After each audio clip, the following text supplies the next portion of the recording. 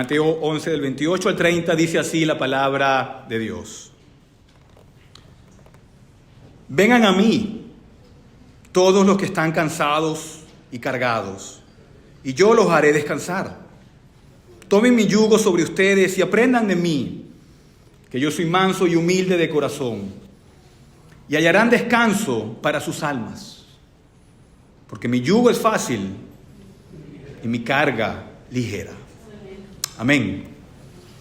Oremos.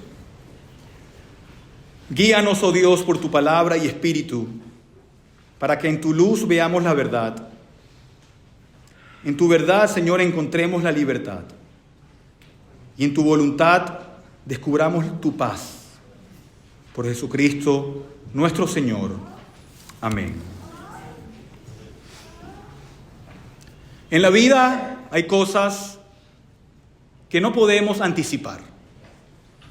Nosotros planeamos, imaginamos, soñamos y a menudo estamos trazando lo que creemos que es ideal para nuestras vidas.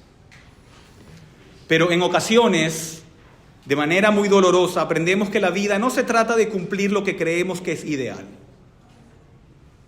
La vida se trata de afrontar momentos buenos y momentos malos, de providencias dulces y amargas, tiempos de alegría y tiempos de tristeza. Y el escritor de Eclesiastés entendía esto quizás como muy pocos a lo largo de la historia humana, cuando nos dice que hay un tiempo para todo, ¿se acuerdan? Tiempo de morir, tiempo de nacer, tiempo de arrancar lo plantado, tiempo de curar, tiempo de matar, tiempo de edificar. Y así va. Pero la pregunta para nosotros el día de hoy es: ¿cómo enfrentamos esos momentos en que el dolor nos agobia? Y lo que veremos en este momento es para el beneficio de los familiares y amigos de Julio que se encuentran en dolor. Y lo increíble es que nuestro Señor Jesús, Él conoce nuestro dolor. ¿Se acuerdan que lo encontramos llorando en la tumba de su amigo Lázaro? En Juan 11:35. También lo encontramos demostrando compasión por aquellos que estaban soportando el dolor y la pérdida. ¿Y sabes qué? Jesús no cambia. Su compasión sigue vigente y es capaz de cubrirnos con sus frescas misericordias para ayudarnos cuando sufrimos alguna pérdida. Y lo primero que vemos en el texto que leímos es que Jesús es compasivo con las personas agobiadas. ¿A quién se dirige Jesús? Él dice: todos los que están, ¿qué? Cansados y cargados. Si estás cansado de llevar cargas pesadas, dice Jesús, ven a mí y te daré descanso. Y el contexto del texto sugiere que muchas de las personas que escucharon a Jesús sintieron la pesada carga de encontrar la paz a través de las obras de la ley, cosa que no se podía hacer. Algunos estaban agobiados por la culpa y no había ningún alivio a la vista. Y los términos que Jesús usó aquí indican que sus oyentes sintieron la pesadez en su pecho o en sus hombros, donde sientes esa carga pesada. Algo que está presionando sobre ellos, que no les permitía caminar con alegría. A esas personas es a la que Jesucristo extiende la invitación de venir a Él. Lo segundo que vemos en el texto es que Jesús hace 3 invitaciones para aquellos que están agobiados y cansados. Él hace 3 invitaciones. Lo primero que nos dice Jesús es: vengan a mí. Vengan a mí. No vengan a la religión. No vengan a un sentimiento subjetivo. No vengan a una tradición. Ven a aquel que es Dios eterno y que se hizo hombre. Ven a Jesucristo, que es eterno y que es inmortal, que Él mismo lo hizo todo y fuera de Él nada ha llegado a existir. Que en la plenitud de los tiempos fue enviado por el Padre para ser concebido por el Espíritu Santo en el vientre de la Virgen y que fue nacido bajo la ley para poder redimir los que estaban bajo la servidumbre de la ley. Ven a ese Jesús. Vengan a Jesucristo, que vivió una vida sin pecado, aunque fue tentado en todo según nuestra semejanza, y quien es por lo tanto un sumo sacerdote misericordioso y fiel que conoce nuestras debilidades. Vengan a Jesucristo, que predicó el evangelio del reino, que sanó a los enfermos, que dio vista a los ciegos, que resucitó a los muertos, que recibió a los niños, los tomó en sus brazos, los bendijo y les dijo: de tales es el reino de Dios. Vengan a Jesucristo, quien cumplió toda justicia, en quien habita toda la plenitud de la deidad, quien se dio a sí mismo como nuestro Redentor para satisfacer a Dios en propiciación por nuestros pecados. Ven a Jesucristo que absorbió la ira del Padre por su sangre y muerte en la cruz. Ven a Cristo que clamó en la cruz: consumado es. Quien fue sepultado en un sepulcro prestado y 3 días después fue resucitado para la gloria del Padre. Quien ascendió a la diestra del Padre, esperando el tiempo en que el último enemigo, la muerte, será puesto por estrado de sus pies. Ven a Jesucristo, quien continúa como nuestro gran sumo sacerdote, que gobierna en soberana majestad, y quien reunirá a su iglesia como su esposa, quien juzgará a los vivos y a los muertos, que está tan lleno de gloria, honor, majestad y poder, que lo conocemos por muchos títulos: Hijo de Dios, Hijo del Hombre, Mesías, Rey de Reyes, Señor de Señores, el Buen Pastor, la Luz, la Puerta, el Camino, la Verdad, la Vida, la Palabra, el León de la tribu de Judá, el Cordero, el Alfa y la Omega, el gran Dios y Salvador, Cristo Jesús, nuestro Señor. Ve a Él. ¿Pero qué significa ir a Él? Bueno, Jesús nos dice también, como su segundo mandamiento, como su segunda invitación, después de decir: vengan a mí, nos dice: tomen mi yugo sobre ustedes. Y un yugo era un dispositivo en forma de W que juntaba 2 bueyes para arar la tierra. Los animales caminaban en pareja y a menudo era un buey más joven y débil, se unía a uno más viejo y fuerte. ¿Para qué? Para enseñarle cómo arar con fuerza y con vigor. Y en esta imagen Jesucristo es el fuerte y nos invita a nosotros, los débiles, los indefensos y los necesitados, a unirnos a su yugo. Eso significa que nos sometemos a Él y a su fuerza, nos ponemos en absoluta dependencia de Él. No entramos y salimos del yugo, sino que permanecemos en el yugo con Jesús y marchamos al ritmo de Jesús, no al nuestro. Caminamos junto a Él. Y la tercera invitación que nos da Jesús es: aprendan de mí. Aprendan de mí. Aprendemos que su gracia es suficiente para las personas agobiadas. Aprendemos que su muerte por nosotros fue suficiente para satisfacer a Dios por la eternidad. Aprendemos que una relación con Él es lo que realmente se trata la vida. Aprendemos que incluso en los momentos más oscuros, su amor es igual de fuerte, su compasión sigue presente y su gracia siempre es suficiente. Aleluya. Amén. Y después de darnos estos 3 mandamientos, Jesús nos da 3 promesas. 3 promesas. ¿Qué sucede cuando vamos a Él? Cuando tomamos su yugo y aprendemos de Él.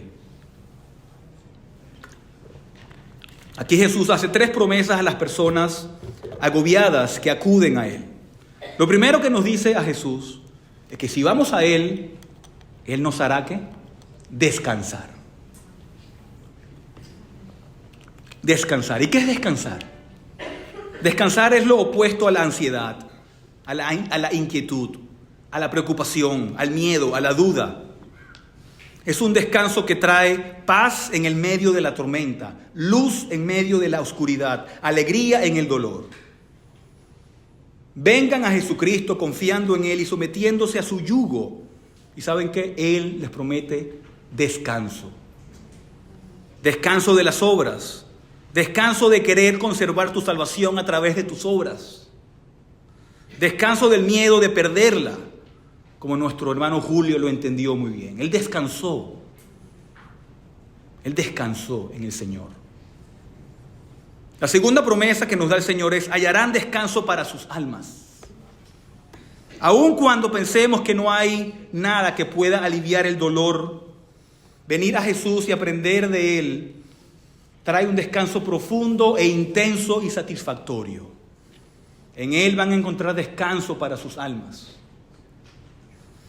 Y la tercera promesa que nos dice Jesús es: porque mi yugo es fácil y mi carga ligera. Jesús nos dice que cuando confiamos en Él, cuando aprendemos de Él, descubriremos que una relación con Él trae alivio.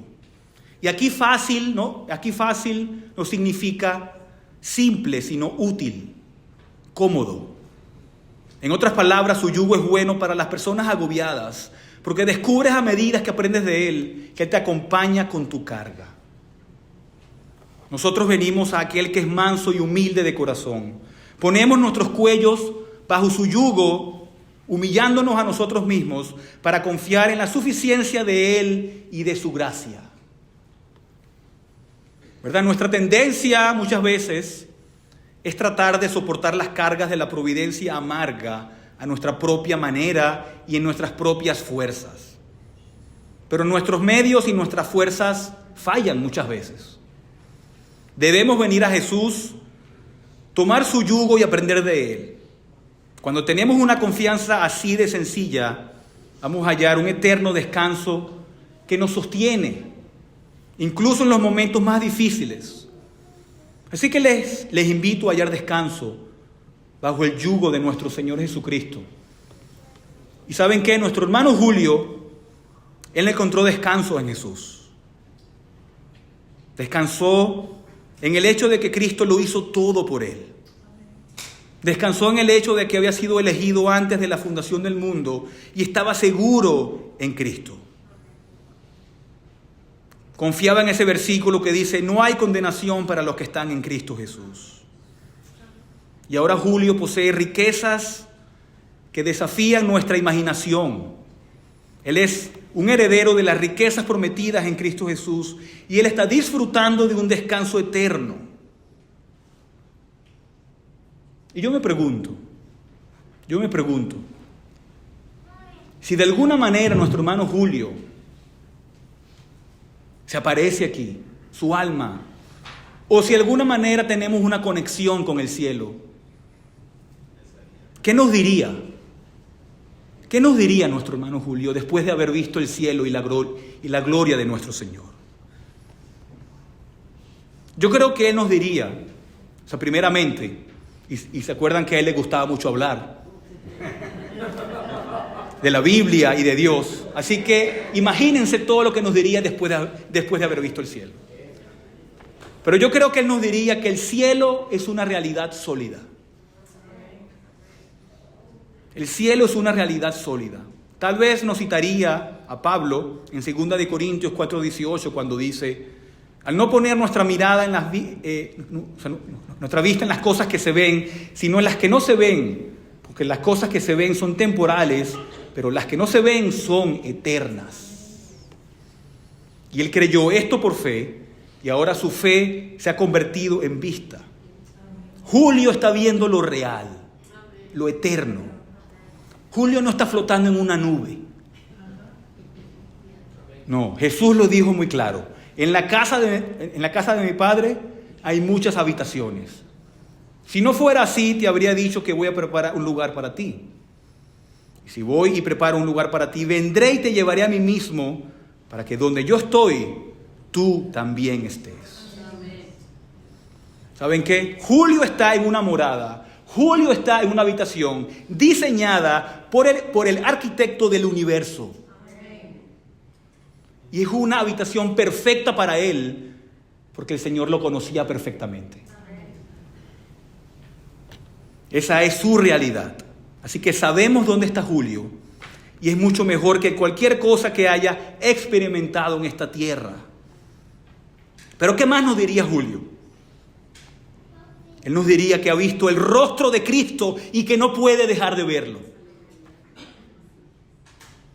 Él explicaría que ha experimentado lo que se ha prometido a todos los hijos en 1 de Juan 3:2 cuando dice: amados, ahora somos hijos de Dios y aún no se ha manifestado lo que habremos de ser. Pero sabemos que cuando Cristo se manifieste, seremos semejantes a Él porque lo veremos como Él es. Y en un momento tan deslumbrante y sagrado, cuando Julio respiró por última vez y su corazón se quedó quieto, en ese instante él vio el rostro radiante y acogedor del Creador del universo y el Salvador de su alma. Él vio a Jesús cara a cara. Y porque vio el rostro de Cristo, llegó a ser como Él. En este mundo, los pecados de Julio habían sido perdonados a través de la sangre de Cristo. Pero en ese instante, Él se volvió sin pecado como su Salvador. De hecho, el pecado se convirtió en una imposibilidad para Él. En este mundo, Julio, por gracia, se le había dado la justicia imputada de Cristo. Pero en ese momento, la justicia se convirtió en el aire que respiraba. Y nos diría que fue liberado de las limitaciones de su cuerpo, tan devastado por la enfermedad, que lo había atado durante meses o años. Nos diría que ya no hay muerte. A lo mejor nos citaría Lucas 20:36, ya no pueden morir porque son iguales a los ángeles y son hijos de Dios siendo hijos de la resurrección. Tampoco hay tristeza para Julio. Apocalipsis 21:4. Él enjuagará toda lágrima de sus ojos y ya no habrá muerte, ni habrá más duelo, ni clamor, ni dolor, porque las primeras cosas han pasado. Y Julio también nos diría: hermanos, en el cielo no hay nada inmundo. En el cielo no hay nada sucio. En el cielo no hay nada corrompido. Y a lo mejor nos citaría Apocalipsis 21:27 que dice: jamás entrará en ella nada inmundo, ni el que practica abominación y mentira, sino solo aquellos cuyos nombres están escritos en el libro de la vida del Cordero. ¿Verdad? A lo largo de los años, como cualquier otro creyente, yo estoy seguro que Julio sintió una desconexión con este mundo, con sus blasfemias, con sus perversiones, con sus crueldades, con sus engaños, con sus injusticias. Pero ahora no hay nada que moleste su dulce alma. Él vive en un flujo constante de verdad y de bondad. Julio ahora es parte de la iglesia triunfante. Como dice en Hebreos 12:23, los espíritus de los justos hechos ya perfectos.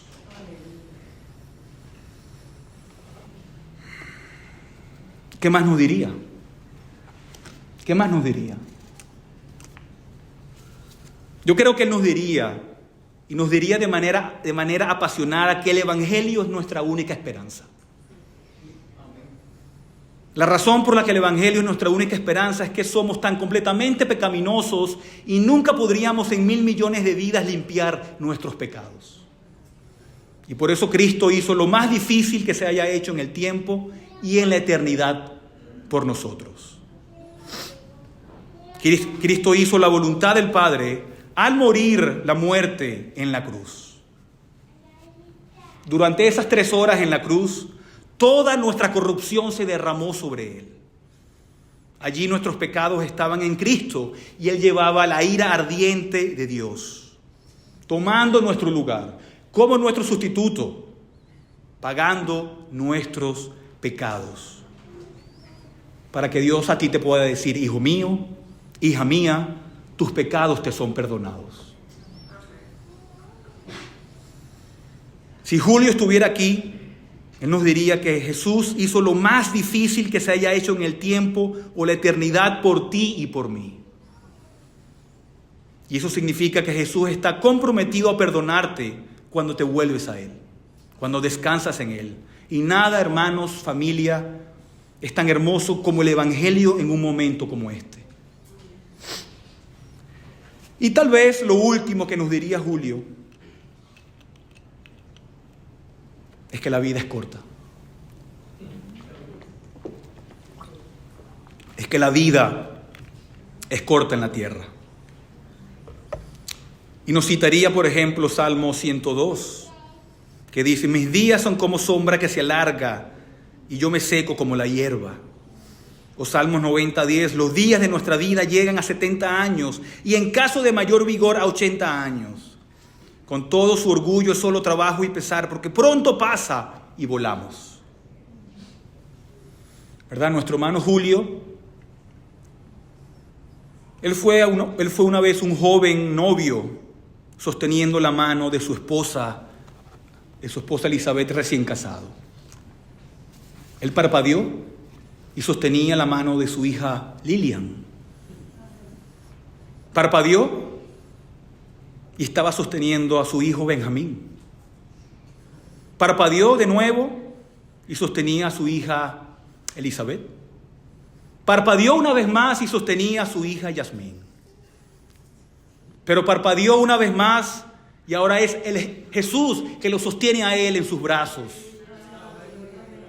y en su seno. Y ahora, hermanos, este es el momento de venir a Jesús. No hay otro momento. Ven a Jesús y hallarás descanso en tu alma. Amén. Oremos.